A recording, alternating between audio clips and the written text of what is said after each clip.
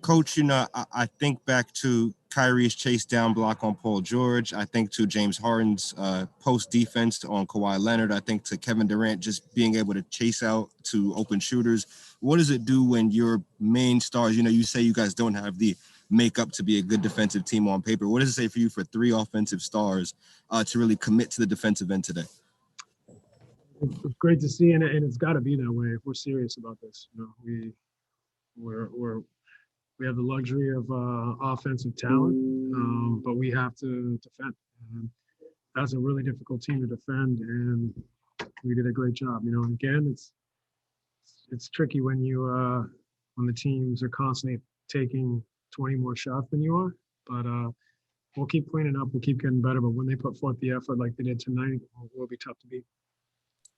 Malika Andrews, ESPN. You guys were up by 10 with just under 2 minutes left. You had a little bit of a meltdown last game against the Wizards. What made the difference so you could eke it out tonight? Yeah, I think our defense was a little better. They made a tough corner three from Paul George. We didn't give up layups.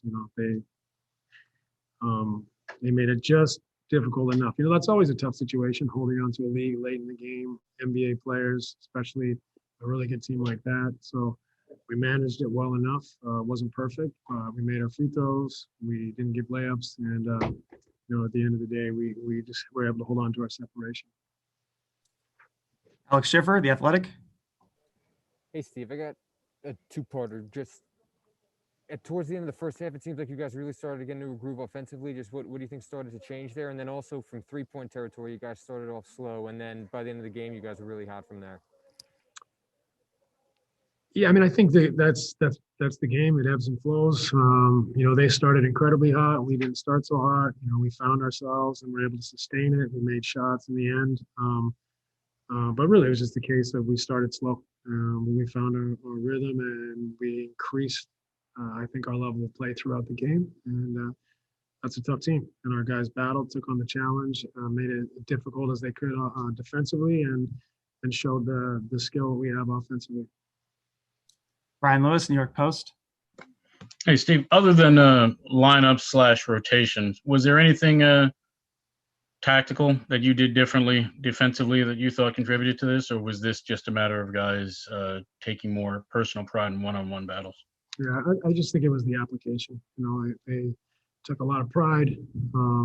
We talked through it, and they responded. They knew that the team with the best record in the league was in front of them, and they had to put in a good performance. And they were really, really competitive tonight and wanted it, and that's what it's going to take. Bruce Beck, NBC New York. Steve, what does it mean to win a tight game like this against an elite NBA team, and how does it build character and confidence?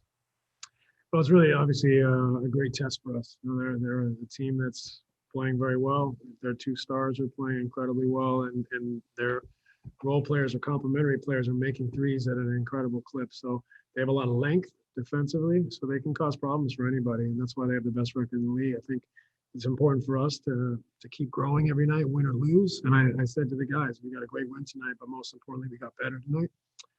So for us, that's the key is bringing that mentality and concentration to grow every single night. And in the end, we'll be a good team if we do that. Go back to Christian Winfield.